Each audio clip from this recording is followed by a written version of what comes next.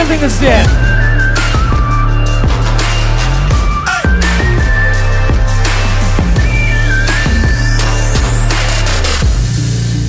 Жомарт мырза менен Қарлығаш ханымның шаңырағында көптен бері күткен ұлы той. Осы әулеттің тақымды ұлы Мұхамедияр, қасиетті әулеттің ақылды қызы Сәлимамен қол ұстасып, ата жолын алға тартқалы тұр. Ендеше жолдары оң, ырыстары мол болсын деген тілекпен біз бүгінгі кешімізді бастаймыз.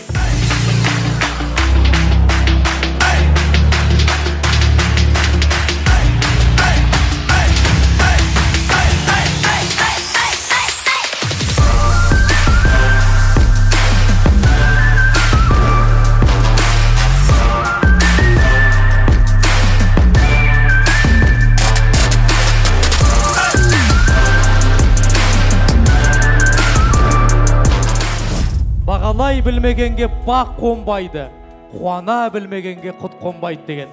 Бүгінгі тойымыздың қызығын, қуанышын осылай бөліскенге не жетсін. Шындығында да өздеріңізге белгілі, Жомарт мырза менен Қарлығаш ханым бүгін барын шашып, Ақтастарханның басында бауырларымен, ағайын туыстарымен, құда жекжаттарымен, ең жақын жандарымен бүгінгі кешімізді кеңінен бөлісуде.